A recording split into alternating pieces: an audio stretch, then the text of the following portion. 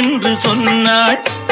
நான் தண்ணீர் பந்தலில் நின்றிருந்தேன், அவள் தாகம் என்று சொன்னாள்.